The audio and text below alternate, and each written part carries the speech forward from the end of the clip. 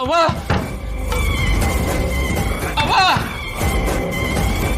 ಅವ್ವ ಅವ್ವ ನಿನ್ ಕೈ ಮುಗಿತೀನಿ ಕಣವ, ನಿನ್ ಕಾಲು ಬೀಳ್ತೀನಿ ಕಣವ.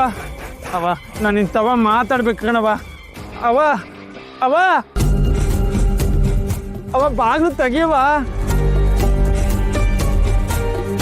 ಒಂದೇ ಒಂದ್ಕಿತ ಮಾತು ಕೇಳವ.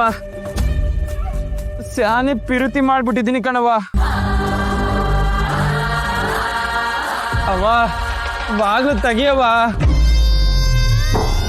ನಿನ್ ಮರವಾದೆ ತೆಗಿಬೇಕು ಅನ್ನೋ ಉದ್ದೇಶ ನನಗಿಲ್ಲ ಕಣವ. ಎಲ್ಲಿ ಪಿರುತಿ ಮಾಡಿರೋ ಹುಡುಗಿ ಕೈ ಬಿಟ್ಟು ಹೋಯ್ತಾಳು ಅಂತ ಹಂಗ್ ಮಾಡ್ದೆ ಕಣವ. ಇವನ್ನ ಹಿಂಗೆ ಬಿಟ್ರೆ ಆ ಅಕ್ಷರನ ಹೆಸರನ್ನ ಹೇಳೇ ಬಿಡ್ತಾನೆ. ಅವ್ವ ನಾನು ಇದುವರೆಗೂ ಯಾವ ಹೆಣ್ಣೆತ್ತು ಕಣ್ಣೆತ್ತು ನೋಡ್ದವನಲ್ಲ. ಆದ್ರೆ ಸುಮ್ಮನೆ ಬನ್ನಿ ಕಡೆ ಹಿಡಿಯೋದ್ಕೆವ ನಾನು ಅವನ್ ತವ ಮಾತಾಡ್ಬೇಕು, ಸಮಾಧಾನ ಮಾಡ್ಬೇಕು. ಅದಕ್ಕೆವ್ವ ಯಾಕೆ ಹೇಳ್ಕೊಂಡು ಹೋಗ್ತಿದ್ರ ಅತ್ತಿಗೆವ?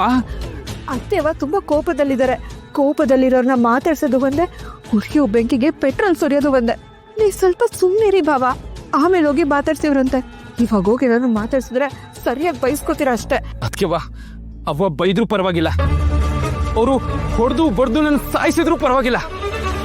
ಅವಂತವ ಎಲ್ಲ ಹೇಳ್ಕೊಂಡು ಕಾಲ್ ಬಿದ್ದು ಸಮಯ ಕೇಳ್ಬೇಕು. ಅಯ್ಯೋ ಬಾವ, ನೀವೊಂದು ಕೆಲಸ ಮಾಡಿ, ಹೋಗಿ ಟೀಚರ್ ಅಮ್ಮನ ಭೇಟಿ ಮಾಡಿ. ಅಯ್ಯೋ ಟೀಚರ್ ಅಮ್ಮನೇ ನನ್ನ ತವ ಬಂದು ನಿಮ್ಮ ಮನಸ್ಸಿನಾಗಿರೋ ಪಿರುತಿನ ಹೇಳ್ಕೊಳ್ಳಿ ಅಂತಂತಂದ್ರು. ಅಲ್ಲಿಗೆ ಹೋಗೋ ಅಷ್ಟರಲ್ಲಿ ಇದೆಲ್ಲ ಆಗೋಯ್ತು. ಹಾಗಿದ್ರೆ ಮೊದಲೋಗಿ ಆ ಕೆಲಸ ಮಾಡಿ, ಟೀಚರ್ ಅಮ್ಮನ ಹತ್ರ ಹೋಗಿ ನಿಮ್ಮ ಮನಸ್ಸಲ್ಲಿ ಏನಿದೆ ಎಲ್ಲ ಹೇಳಿ, ಆಮೇಲೆ ಬಂದು ಅತ್ತೆ ಅವನ ಹತ್ರ ಮಾತಾಡಿವ್ರಂತೆ. ತೆಪ್ಪಾಗಕ್ಕಿಲ್ವಾ?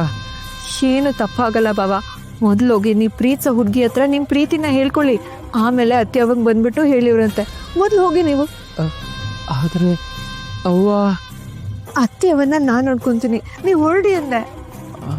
ಹೊರಡಿ.